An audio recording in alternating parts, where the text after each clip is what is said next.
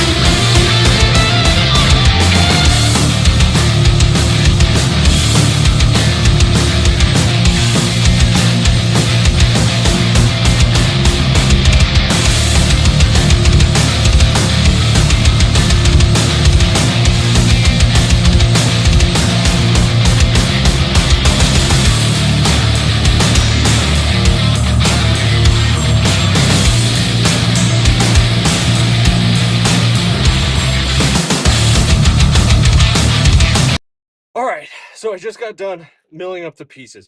So this is one half. This section right here is the pith area, and then the other half is over here. Unfortunately, one fear I had when I started milling these came true, so let me point that out. So it's a little bit hard to see on camera, and let me make sure I'm staying out of the sun, but there's this line right here, and that's a crack.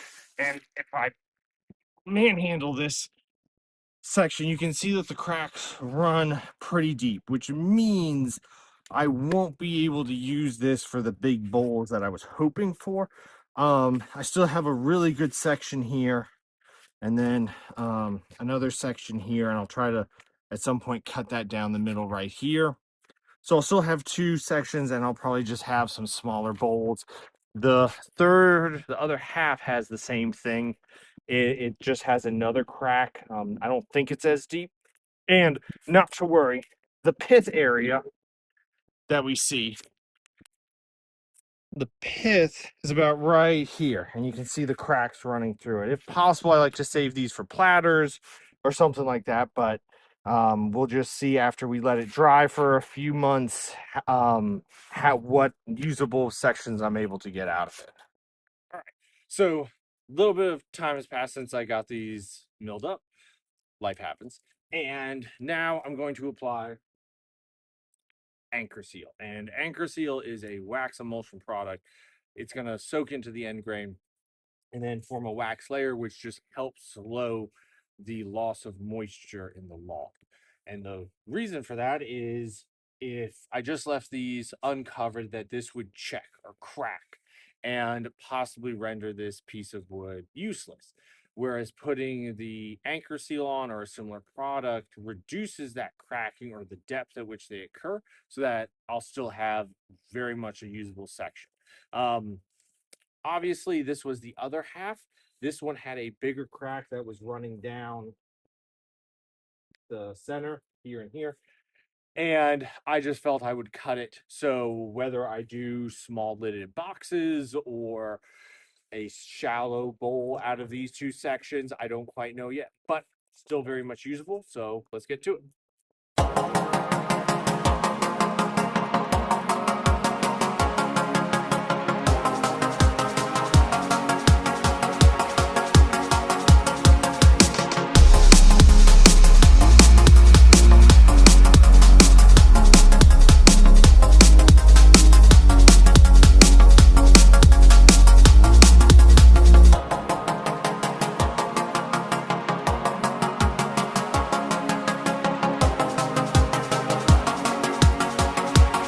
So we're back inside now, and glad to be done because it's getting a little cold and windy out there.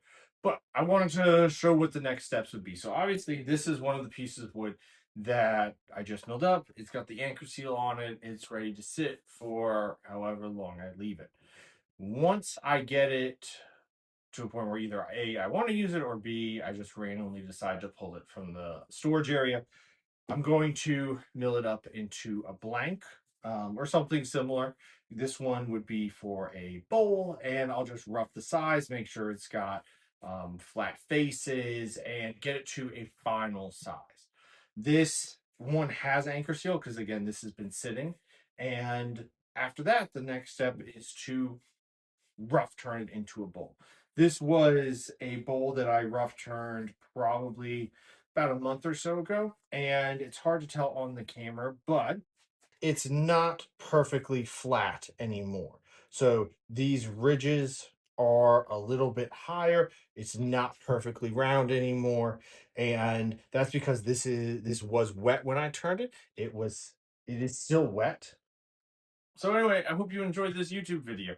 This is my very first one, and hopefully I'll be doing more of these. So if you liked this video, like it, share it, subscribe it, and if there's any feedback you have, definitely leave it down in the comments below. I'd love to hear it.